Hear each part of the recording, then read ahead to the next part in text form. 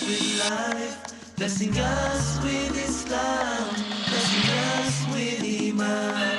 Thank you, Allah, for blessing us with Muhammad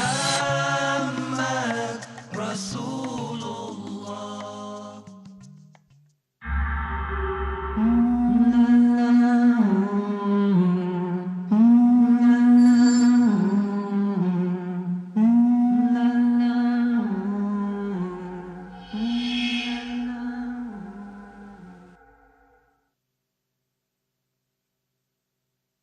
Welcome back, brothers and sisters, to this Heart Talk with Brother Yusuf Chambers. Brother Yusuf, in the last episode we were discussing about your coming back from South Africa, back to the UK, and your development after understanding life more closely in the social sphere. Can you share your experiences about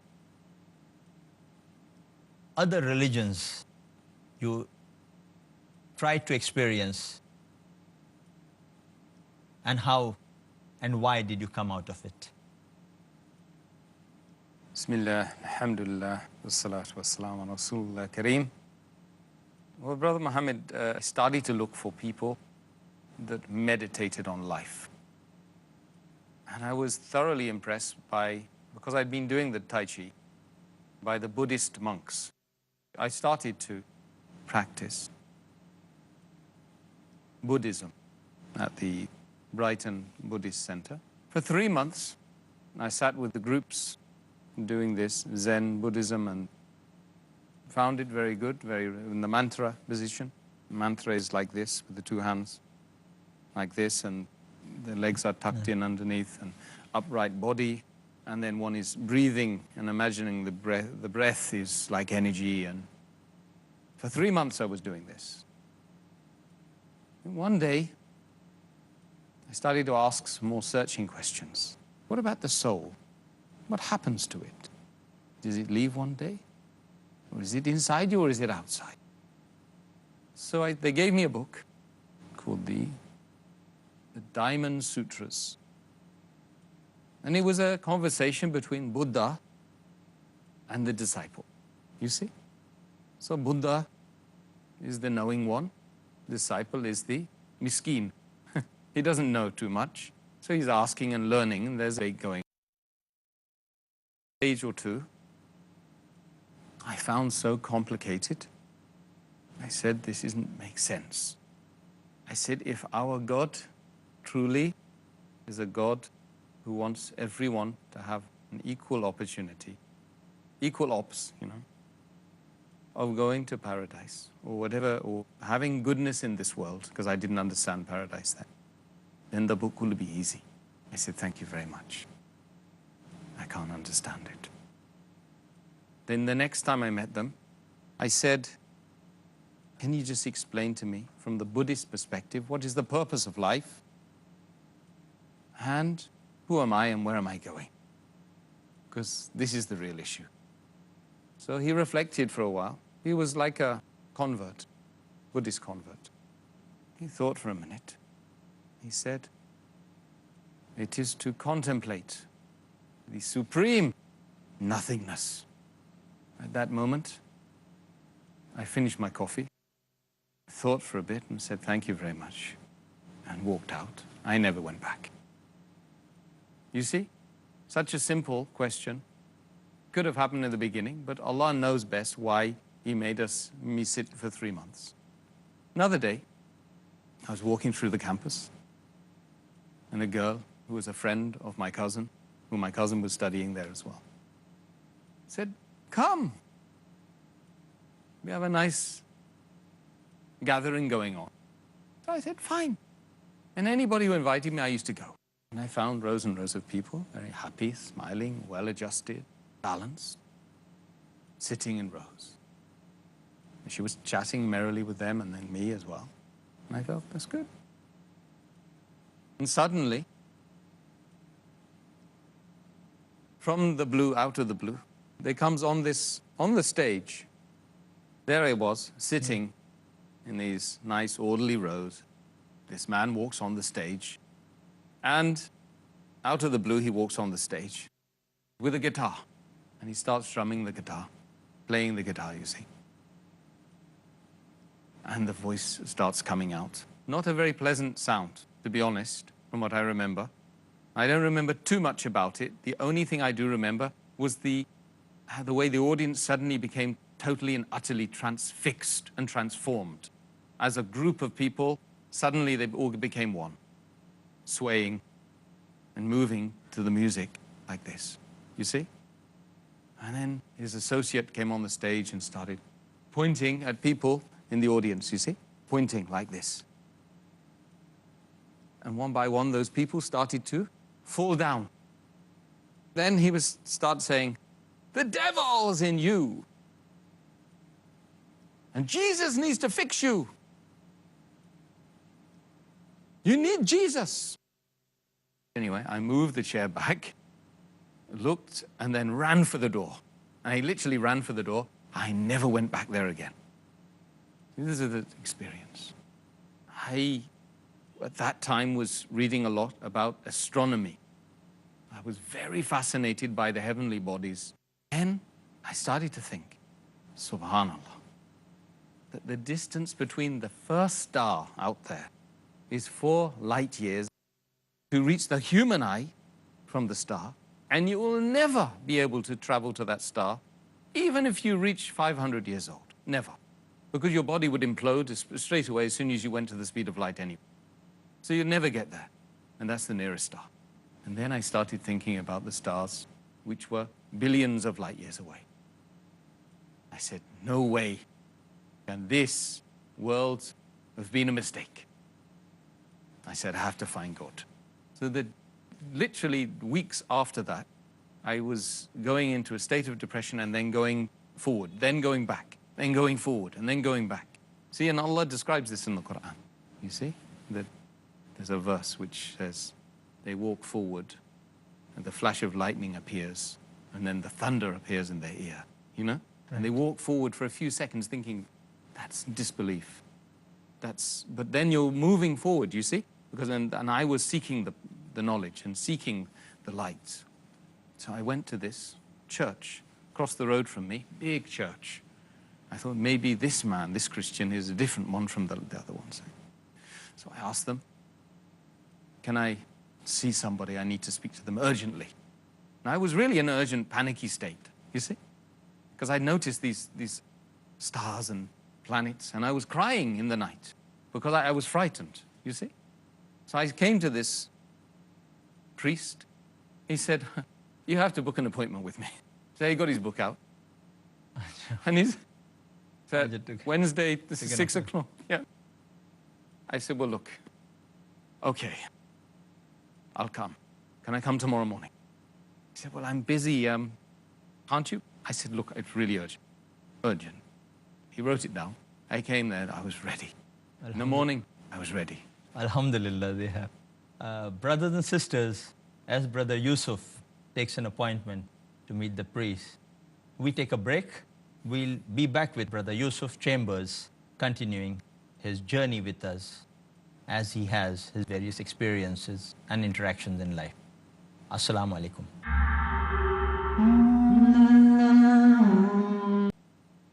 Yes, Brother Yusuf. Mm-hmm. We carry on with your escapade. Keeping your appointment with the priest. Yeah. Of course, I kept my appointment. Something that us Muslims have to learn to do as well. Unfortunately, often we are late for appointments. But anyway, I was there early, and about an hour early, because I was so interested to know what his answers would be in response to the question I was going to ask. What's the purpose of life? What am I here for? Who is God? Such heavy questions, directly. Well, yes. I mean, considering I thought that he was a man of God and he was a priest, I thought we'd get the answer straight away. Of course, such and such and such, etc., etc. Didn't you know? Alas. He said to me, have you considered doing a degree in theology? So he was taking me back to Trinity, Dublin, and the critique of dogmatic theology. And in fact, I avoided that plane many times. I said, no, I've looked at that. And as far as I'm concerned, I'm sure. I was saying it sincerely, not because I wanted to get one-upmanship or try and destroy him. I just said, really, I don't think that's going to help me. But please, how can I help myself? What can I do to better myself? He looked at me, and after a few small remarks, which didn't really help at all, he said to me, I'll be honest with you, you see the church across the road? I said, yes. I said, this is the key for it. I open the door, I close it, I let the people in, I let them out, and we conduct the worship. I don't think I can help you. By this point, I was completely demoralized. So anyway, I walked away from there, very demoralized, and I continued looking at the world and trying to do my studies at the same time. And I got to this point in my seminars. I would reach the seminar, and I already knew there were two issues in the seminar that would come up. There's either, if we're talking about politics, reformism on this side, or revolution on this side. Absolute revolution, bloody revolution, or reformism. Now we knew, and I knew that I disproved the theory of reformism myself. I got rid of it. I'd also been working with the socialists and selling Socialist Workers' Party papers and being very involved in socialist meetings and fighting the police on the street because they had nothing else to do. We thought it would help. And I got rid of that as well. So I said, somewhere there must be a middle ground. But in the college and the university, I kept telling them, it's either reform or revolution. Reform doesn't work. We know it's failed. It fails the bulk of humanity. It helps the people in power. We know this. Revolution is required, but it has to come by peaceful means. And I cannot take up an arm. I'm not a violent person. I can't kill people. In fact, I was a vegan. A vegan is a person who can't even take from the animals, let alone kill them. So I said, look, if I'm going to do something in this world, it has to be by peaceable means, and it has to be in between the two. And Prophet Muhammad says, Umma wasat, the middle nation. So I need to be in the middle nation. So I used to have arguments and debates with all the lecturers, and I never agreed with anything they said. In fact, I was less likely to read and do what they said in the second year than in my primary school days. I became like that again. But this time, I had a rebel with a cause. I was a rebel with a cause. Before, I was a rebel without a cause. Now I was a rebel with a cause. I was championing the causes of the masses and the people who were being into deception and disillusionment, and sad like myself. So, at the university, I became known as a bit of a troublemaker. At the same time, I still haven't found anybody to answer the questions. Then one day, out of the blue, whilst I was socializing with my friends, one of the friends, she was very close to me, and for obvious reasons, for family reasons, we won't discuss names. Very good friends from Malaysia. And one of them, she said to me, look, yeah, Tim, as from tomorrow, don't come around here. I said, sorry? She said, no, don't come around here. There's some issues. I said, hold on a minute. Now, I happen to be in love with this girl, more than you can ever imagine. My love for this girl was like infatuation. It was like me looking at a Hollywood, Bollywood film actress and imagining that I should be marrying that person. Anyway, this young lady, she said to me, well, look, it's about my religion. And I said, well, what do you mean about your religion? She said, well, no, just don't come tomorrow. And I said, look, if you're asking me, after all I've been through, and now meeting you and, just suddenly tomorrow not to turn up, the click of a finger's like this, don't turn up. That is a foolish thing. And either your religion must be foolish, or you are not practicing it. You were practicing only 0.5%, 1-2%. She became angry. Of course, because I was demonizing or cussing her religion. Anyway, it finished. The relationship from there became sour. Why? Because the day after, I went to the Islamic Society. She was a Muslim. I went to the Islamic Society. I said, look, I've got this problem with this girl. I want to get closer to her. I want to know more about her religion. It's Islam. Can you help me? They said, what? They said, they was telling me, leave this girl, she's no good for you. Don't go to her. You shouldn't be doing this. I said, look, just tell me about this religion and then we'll discuss it. It's very, very important, you see? So, started to read the books. I read and read and read. In fact, I left all my studies. I didn't care. Don't forget, Brother Mohammed, I came to the university to find the purpose of life. I did not go there in order to study for a piece of paper so I can go out there and work in the world of work. I could have done that without the university. Didn't need it. Actually, I had offers of quite good money and positions of management. I didn't need it. But anyway, the last throw of the dice this was, for me. Reading and reading and reading and reading. I would go back to her and I'd say, yeah, so on and so forth. This is what your religion says about what we've been doing. This, this, and this.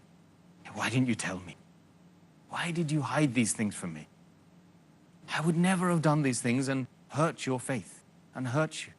See, the real way that we could have, helped each other is if you told me these things. I was reading every night, don't forget. I was reading more and more. Surah Al-Fatiha, verses of Quran, memorizing some of the Quran. It was the first in-depth starting point and insight into Islam as a faith. Yeah. Before that it was... No, there's nothing. Nothing. Nothing, it was just, I had a few songs, Ramadan or something, some song about Ramadan, and some guy with a white hat and saying, oh, he's a Muslim or something. What's a Muslim? Who cares? Anyway, irrelevant. It's irrelevant. I mean, what do they do for me? Nothing. What benefit are they? You see? Prophet Muhammad said that we should seek knowledge which benefits. If it doesn't benefit me, I'm not interested. That's what I was like. I ended up wasting time. Anyway, so as I studied and I got more and more into it, I noticed she became more and less aloof. She became more aloof from me. And I studied so hard, towards the end of the last couple of weeks, I started to fast. I started to pray with some of the shabab, even though I didn't know how to pray. I was just joining them like a parrot. Alhamdulillah, in that very month. Yeah, in the same month. Less than a month. So reading and reading and reading history of Islam. I started reading Sirah, the history of Islam. I started reading small books on Quran. I've read so many books. But in that Ramadan, it shows a great deal of passion and commitment on your part. It's just a learning process, which I think university students, even in a year, they might not get this. No, you will never get. To start you'll never fasting get this. and all in a period of less than a month. Even in doing MA and a PhD, you will never get this much benefit. Getting confident, committed, and sure, and starting 100%. Fasting. 100%. That very 1 month. 100%. It requires a great deal of grasping and commitment. You see, the really important thing was, the people that I was around, they were calm, they weren't crazy, they weren't going off.